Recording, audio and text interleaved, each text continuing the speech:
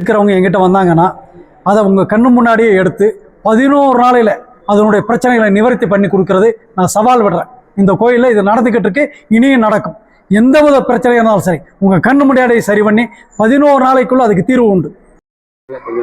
11 நாள் கழித்து கண்டிப்பாக மாற்றம் தெரியும். அது சம்மந்தப்பட்டவங்களுக்கு பாதிக்கவும் பாதிக்கும், கண்டிப்பாக பாதிக்கும்.